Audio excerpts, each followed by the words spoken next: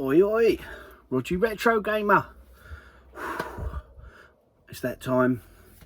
I'm up in the man cave, sweating my knackers off, boiling hot, and I'm pondering what games are in my top 10. Now, it's almost, or it's up there with being the best console ever for me. So much nostalgia, so many just pick up, play, have a blast, whether it be for 10 minutes or 10 hours. The system's got it all, and that is the Mega Drive. These are my top 10 for now, and that's thinking of nostalgia, and how good the games are, and even how good they are to play now. So in at number 10 for me is Saturday Night Slam Masters. Now had been playing this on the Xbox Coin Ops, the arcade version, but having played the Mega Drive version, it's immense. So much fun. How a wrestling game should be, and real quality title. It is up there with being quite an expensive game. Not all my top 10 are expensive ones. I've certainly not just gone for the, the best sellers or the most likely titles, but this, I've been really enjoying it. Absolute top title. Everyone should get a chance to play it, whether it be emulation or as I say, Xbox route via Coin Ops, and have a blast on it. Yeah, in at number 10. It's taken me bloody ages to pick it. I've been thinking about this for a good week or so now. What would be my current top 10?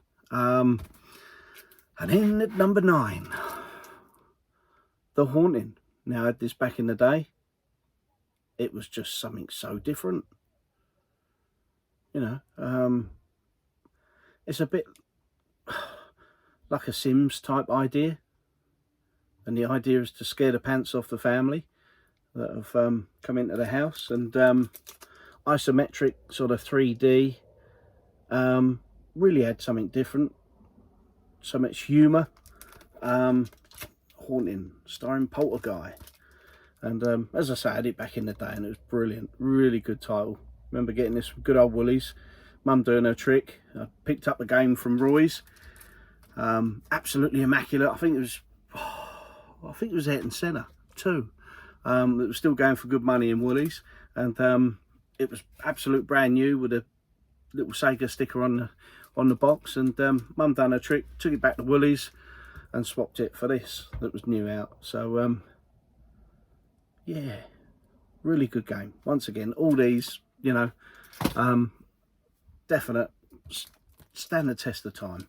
So the 16-bit era, this was brilliant for me. Buster's Hidden Treasure, Tiny Toons, in at number 7. 7 already. We're going to have some honourable mentions at the end. But yeah, this was brilliant. It was like playing a cartoon. The music was bang on as well. Playability, really, when he got a stroll on, sort of took off at times. But sorry about the glare. They're all baggied up. These ones have got hang tags. So another great game. And it took me back to, on the NES, I had Bugs Bunny Birthday Blowout, and absolutely love that. So to come to this, it was like playing a real cartoon. It was like real life. So yeah, great fun. So different to the SNES release, this had its merits, and certainly up there with being one of the best platformers. So yeah, in at number 6, it's going to be a bit different, and I've not purposely chosen different titles to a lot of the other top 10s. This is just my selection. I was much more into sports back in the day, whether it be basketball, football, whatever it may be. Loved a bit of golf on the game systems. I think it's a bit more bit too advanced for me, the playability nowadays. But I also loved Sampras Tennis. Now before this, I had, it was a Jap release. It was or it's an American release. Jennifer Capriati Tennis, and I absolutely loved that game. Really good playability, great two-player fun, and it was only as I was trying to go through my list Mega Drive titles, I realised that Jennifer Capriati Tennis was, I think, either Wimbledon or Grand Slam tennis that was released on PAL territory. So I've got that now anyway, but this just blew me away. From the funky style kart to which was a J kart, everything about it, the graphics, the playability, the fun elements, the, you know, really good game, well worth playing, and a real cheap title still. So yeah, so Sampras Tennis, I got the original Sampras Tennis, but this does beat it, and I had both back in the day. So yeah, great games. There had to be a fighting game in amongst the top 10, a one-on-one fighter, and I absolutely loved Mortal Kombat back in the day. But the Mega Drive going up against the SNES, the new kid on the block that had absolute perfect Street Fighter. So I finally got round to the Street Fighter on the Mega Drive, got the 6-button pads, and lo and behold, this bad boy came out eventually. And for me, this is it's different to the SNES version, and being a Mega Drive man, it's all the better for it. So this on a 6-button Mega Drive pad, beautiful, well recommended. Top stuff. The box art, as I say, I had both the standard one and this one back in the day. I remember this being like a 55 quid release. £55. God, we think games are expensive nowadays. But yeah, I mean, sorry about the glare, but and the glare off my bloody head. Been out in the sun today, got a bit of sunburn again. So yeah, so we've got, that was 2, 4, that was number 5. Well, number 6. Now we're on to number 5. Heat stroke, sunstroke. It's doing me head in. Need to get on a Vimto, courtesy of Retro Ed. Top man, loving the bottle, geezer. So in at number 5, Aladdin. Oh, this made my Christmas. In 1993, this absolutely made my Christmas. Oh, beautiful game. I feel so. I mean, the SNES version is really good, but this is so much better. This really is like playing the movie, and wow, so much nostalgia.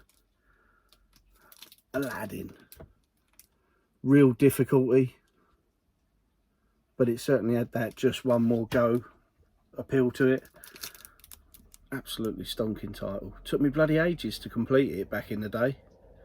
I'm no good at games now, let alone back then. But awesome stuff.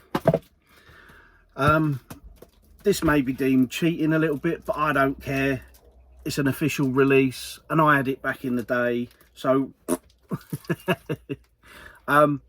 Quackshot and Castle of Illusion, 2 top line titles for the Mega Drive. Love me platformers. So yeah, Blue Spine.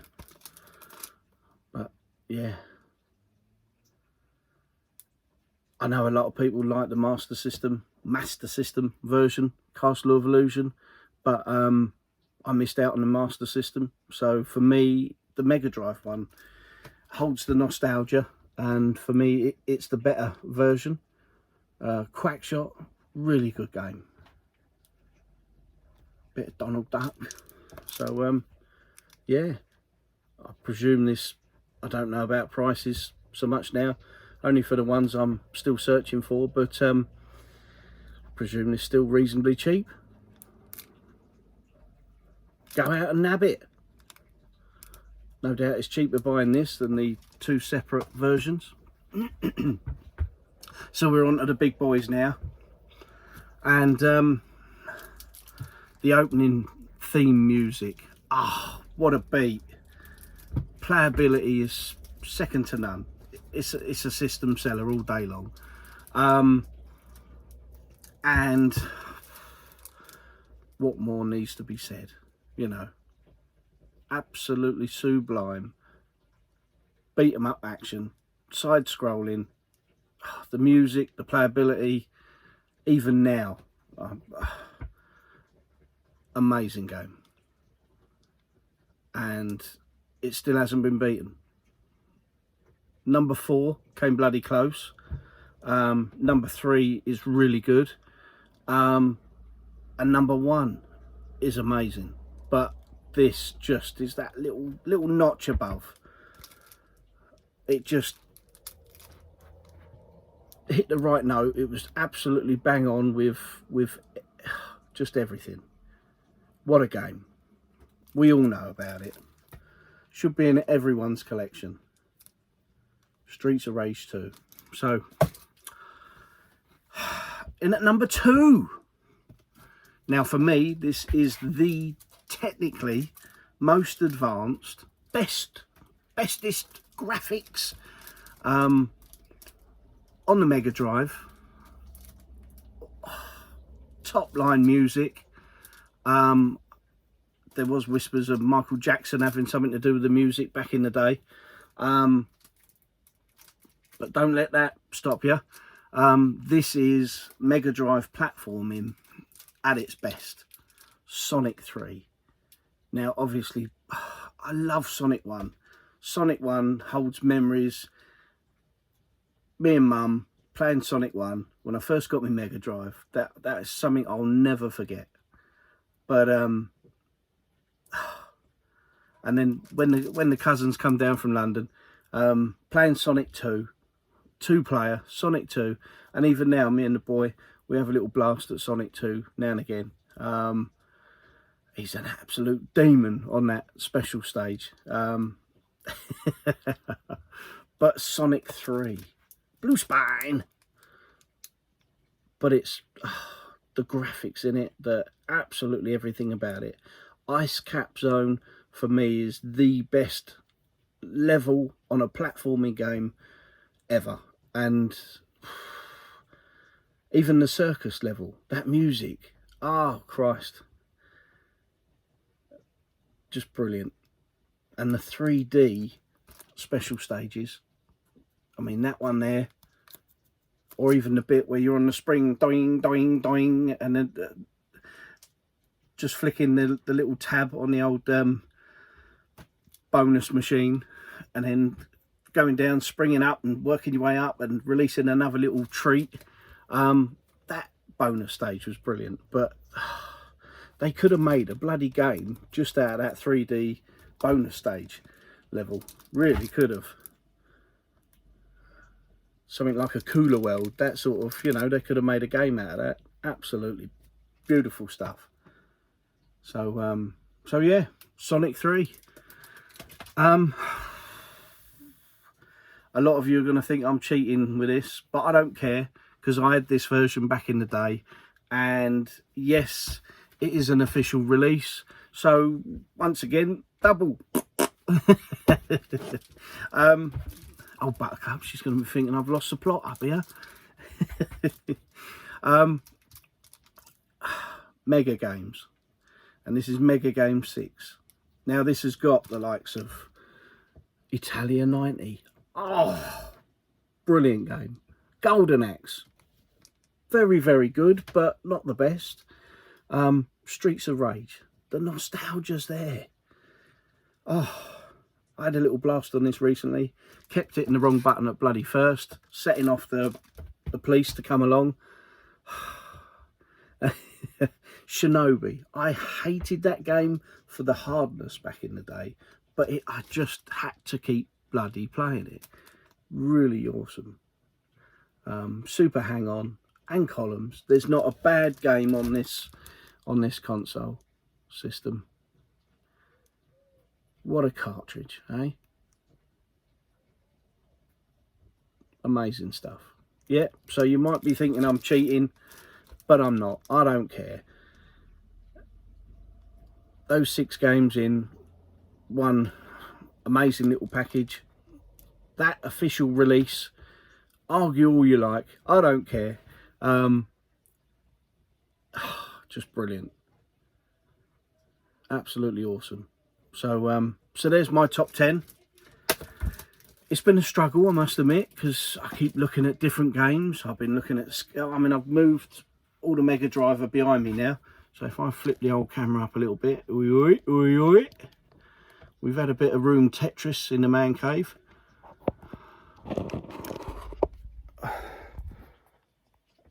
So we got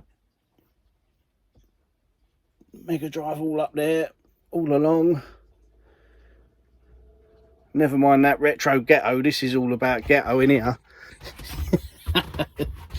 So there's my little chair. This is what we call retro ghetto, eh? Billy Basics up in the loft. Oh. And you notice I didn't do a jump cut and cut to a little bit of a room tour. Nah. That's not me. Can't be doing all that. I shall lean my phone back up against my sledgehammer. It's all high tech up here, you know. Oh, I just put the air conditioning on. And engage the hydrating system, courtesy of Retrohead Geezer. So yeah, honourable mentions. Skitching, Road Rash, Formula 1, with the yellow box. That one. Christ, that moved along at a pace. What else have we got? I mean, there's so many. Splatterhouse. I mean, I had a healthy collection back in the day of, must have been 70, 80 titles. I remember 2 of my little plastic with a shelf units. They were double stacked, and I still had, with, you know, the one, a plastic tray with a Mega Drive sort of hole insert. Games double stacked, and then a few up on the shelf on the wall. So yeah, I had a healthy collection back in the day. But I mean, so many awesome games. We'll do the old bit of movement just so that I can, I mean, Side Pocket, that was one that was up there for me. Echo the Dolphin, Ghouls and Ghosts, Chuck Rocks, they were brilliant. Hellfire, must admit, George Foreman's a good game, but Muhammad Ali for me. Mortal Kombat's, Rystar, that was a good game. Ren and Stimpy. Oh, we got the Striders, Thunder Force, Toe Jam and Earls. Yeah, so there's so many that could have made it. I mean, even back in the day, Fever Pitch and European Club Soccer. Oh, brilliant. There's more mega games, even Mega Bomberman. I prefer that even now to the SNES games. So yeah, Green Dog. Oh, that's an absolute favourite as well. So God, I just can't stop it. Can't stop. You guys are going to be feeling seasick with me sodding around with this phone. You notice you can see every line in my head and every sweat drip. We got the Buttercup's super duper iPhone on the go. So anyway, everyone, please get involved. Do your top 10s, because it's been great to see some sort of far out games that you quite often don't think about until you see the cover and you think, oh Christ, I love that back in the day. So yeah, nice one. Love these top 10s, and we'll see you later. Better get down. It's a bit too hot. Laters taters.